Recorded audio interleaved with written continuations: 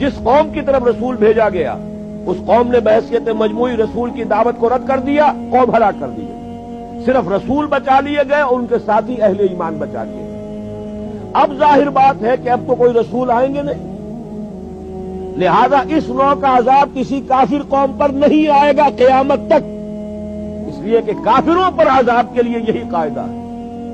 اب جو عذاب آئے گا ان پر جو عذاب ہے وہ آخرت کا عذاب ہے، اصل عذاب تو آخرت کا ہی ہے نا، اصل زندگی آخرت کی ابدی زندگی ہے۔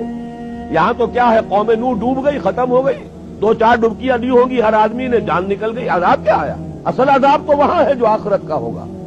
دنیا میں عذاب آتا ہے مسلمانوں پر، مسلمان ہو کر تم اگر اسلام پر عمل نہیں کرتے، دعویٰ تمہارا اسلام کا ہو اور عمل تمہارا کافرانہ ہو، نام لو تم محمد کا صلی اللہ علیہ وسلم اور اتباع کرو تم محمد کے دشمنوں کا، دعویٰ کرو اللہ اور اس کے رسول کی وفاداری کا اور تمہاری دوستیاں ہوں اللہ اور اس کے رسول کے دشمنوں سے، تم کہو اللہ اور اس کے رسول کے احکام کو ہم مانتے ہیں اور سودی کاروبار کر کے اللہ اور اس کے رسول کے خلاف اعلان جنگ کیے رکھو۔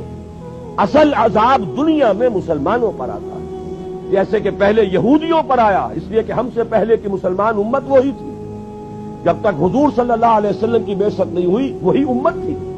موسیٰ کے ماننے والے، تورات کے ماننے والے یہودی، یہ امت مسلمہ تھی، لیکن ان پر کیسے کیسے عذاب آئے۔ نبوکدنضر کے ہاتھوں برباد کرایا گیا، کبھی پھر یونانیوں کے ہاتھوں تباہی آئی، کبھی رومیوں کے ہاتھوں تباہی آئی۔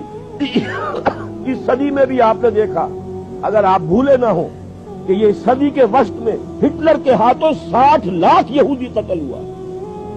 یہ کون ہے؟ اللہ کو بھی مانتے ہیں، حضرت موسیٰ کو بھی مانتے ہیں، تورات کو بھی مانتے ہیں، وہ تو مدعی ہے اللہ اور اس کے رسول کے ماننے والے، لیکن یہ کہ ان پر جو عذاب آئے وہ آپ کے سامنے ہے۔ اسی طرح کا عذاب ہم پر آ رہا ہے کہ تم نام لیتے ہو ہمارا اور عمل تمہارے خلاف ہے۔ لما تقولون ما لا تفعلون کبر مقتا عند اللہ ان تقولوا ما لا تفعلون، کیوں کہتے ہو جو کرتے نہیں ہو؟ اللہ کے غضب کو اور اللہ کے غیظ کو اور غصے کو بھڑکانے والی ہے یہ بات کہ تم کہو جو کرتے نہیں۔ یہ ہے اصل سبب، اصل مجرم ہم ہیں، ہم دوہرے مجرم ہیں۔ ان کا جرم ایک ہے، انہوں نے انکار کر دیا، چھٹی ہوئی۔ ہم ہیں کہ جو ہر روز کہتے ہیں ایاک نعبد و ایاک نستعین، اور پھر اس دن میں 50 مرتبہ اللہ کا حکم توڑ رہے ہیں۔ پوری زندگی ہماری گزر رہی ہے، 5 وقتہ نمازی زیادہ بڑا مجرم ہے اس وقت، اس لیے کہ وہ 23-24 مرتبہ، 25 مرتبہ، 27 مرتبہ دہراتا ہے ایاک نعبد و ایاک نستعین، اور پھر باہر نکل کر جو کام کرتا ہے وہ اس کے خلاف۔ یہ ہے اصل میں سبب، اور یہ جان لیجئے جو عذاب ہم پر آ رہا ہے اللہ کا وہ اس وجہ سے آ رہا ہے۔ ہمارا کام تو یہ تھا کہ ہم دین کے علم بردار ہیں، دین کا ایک نظام دنیا کے سامنے پیش کریں۔ ابھی بڑا اچھا لفظ استعمال کیا ہے توکل صاحب نے، ماڈل دو نا۔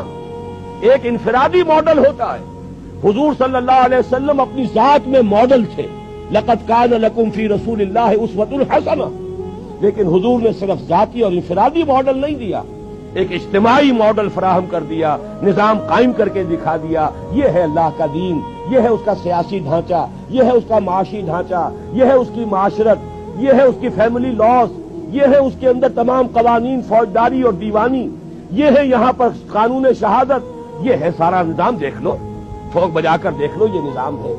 جب تک وہ ماڈل مسلمان قائم نہیں کریں گے یہی عذاب کے کوڑے برستے رہیں گے، سخت سے سخت تر عذاب آئے گا۔